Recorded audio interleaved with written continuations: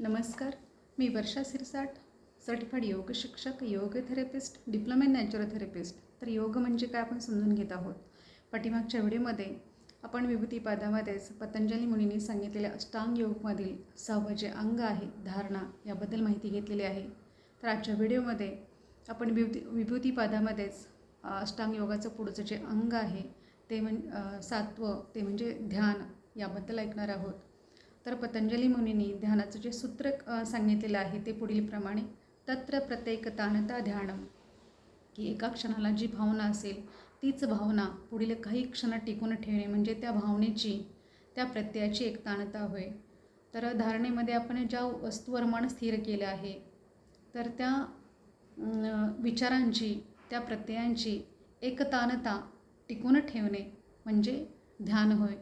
तर बघा, एखाद्या वस्तूवर आपण मन स्थिर केलं आहे आणि त्याच वस्तूबद्दल आपलं मन विचार करत आहे आणि तेव्हा ते मन इतर दुसऱ्या विषयांना त्या अवधान कक्षेमध्ये येऊ देत नाही, किंवा त्या वस्तूबद्दल विचार करत असताना ज्या वस्तूवर त्याचं मन स्थिर झालेलं आहे तर तेव्हा चित्त दुसऱ्या विषय ग्रहण करत नाही, म्हणजे दुसऱ्या विषयांचा विचार करत नाही. तर ही त्या विषयाची, त्या भावनेची, त्या प्रत्ययाची एकतानता म्हणजे तो अनुभव, म्हणजे ज्या वस्तूवर आपण मन स्थिर केले आहे त्या भावनेच्या प्रत्ययाचा अनुभव विलीन होऊ देता तो पुढे अधिक काळ टिकून जर ठेवता आला तर त्या विषयाची, त्या प्रत्ययाची एकतानता म्हणता येईल, म्हणजेच ध्यान. तर बघा, धारणेमध्ये आपलं मन जे आहे तर काही क्षणासाठी त्या वस्तूवर स्थिर झालेलं आहे आणि त्या वस्तूचा तो विचार करत आहे, पण पुढे अनेक काळ मन त्याच वस्तूवर स्थिर झालेलं आहे आणि त्याच वस्तूबद्दल विचार करत आहे, म्हणजे काय झालं? ध्यान झालं. तर धारणेमधूनच आपण ध्यानाकडे जात असतो. तर हळूहळू अभ्यासानं आपल्या धारणेचा अभ्यास जर चांगला होत गेला तर ध्यानातूनच आपलं ध्यानसुद्धा चांगलं होणार आहे. तर बघा, आपण नुसतं बसून फायदा नाही की मी ध्यानासाठी बसले आहे, पण तेव्हा जर आपलं मन एखाद्या विषयावरती किंवा एखाद्या वस्तूवरती किंवा एखादा अवलंबन आपण घेतलेलं नाही आहे आणि नुसतं बसून राहिलो तर अनेक विचार आपल्या मनामध्ये येतील आणि त्या विचारांच्या पाठीमागं आपलं मन धावेल, म्हणजेच काय, तिथं आपल्या मनाची शक्ती जी आहे तर तिथं खर्च होणार आहे. आपलं मन इकडं तिकडं भरकटत राहिलं तर आपल्या मनाची शक्ती खर्च होणार आहे. जर आपण ध्यानासाठी बसलो आहोत तर कुठल्या तरी एक विचार आणि त्या विचारावरती आपलं मन स्थिर राहणं गरजेचं आहे. तेव्हाच आपल्या मन जे आहे, मनाला शक्ती, म्हणजे मन जे आहे त्या मनाच्या शक्ती खर्च होणार नाहीत. आपल्या मनाच्या शक्तीचा संचय होईल आणि आपलं मन जे आहे ते बलवान होईल. तर बघा, मन बलवान झालं की ते बल जे आहे ते शरीराला सुद्धा मिळणार आहे, म्हणजे शरीरसुद्धा बलसंपन्न होणार आहे.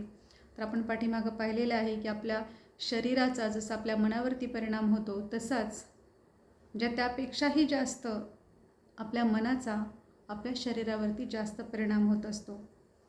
आणि जर ध्यान करण्याचा अभ्यास जर आपण केला तर बघा, दैनंदिन व्यवहारामध्ये सुद्धा हे ध्यानाचा अभ्यास आपल्याला उपयोगी पडणार आहे.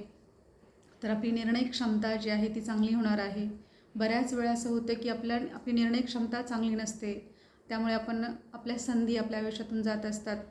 तर बघा, ध्यानामध्ये जो आपण अभ्यास केलेला आहे की एका विषयावर आपलं मन स्थिर करणं, त्याच विषयाचा विचार करणं.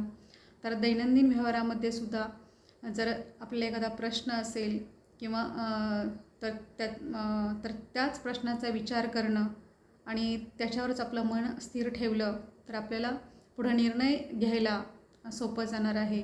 म्हणजे ध्यानाचा अभ्यास केल्याने, ध्यानाची साधना केल्याने आपल्या आयुष्यामध्ये निर्णय घेण्याची क्षमता वाढते. तर पटकन आपण आपल्या निर्णयापर्यंत येऊ हे फक्त ध्यानाच्या अभ्यासानं शक्य आहे. आणि जसं मनाला बल मिळतं तसंच शरीरसुद्धा आपलं बलवान होतं. तर असा हा ध्यानाचा अभ्यास आपल्याला खूप उपयोगी आहे. आपलं मन जे आहे शांत आणि स्थिर होतं, आपलं निर्णय क्षमता चांगली होते, मन एकाग्र होतं.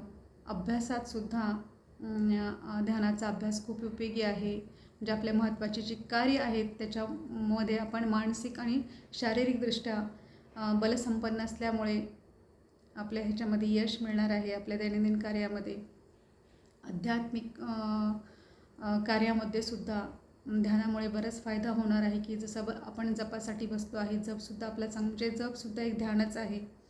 परंतु जर आपण ध्यानाचाही अभ्यास करत राहिलो आणि जपाचा, तर हे दोन्ही मिळून आपले जी आत्मिक बल आहे तर ते खूप वाढणार आहे. तर असा हा ध्यानाचा अभ्यास आहे. तर इथंच थांबूया. तर नक्कीच तुम्हाला जे ज्ञान मिळालेलं आहे ते ज्ञान तुम्ही दुसऱ्यांना पोहोचवू शकता व्हिडिओ शेअर करून. तर माझे व्हिडिओ ऐका, लाईक करा आणि शेअर करा. इथेच थांबूया. हरे कृष्ण.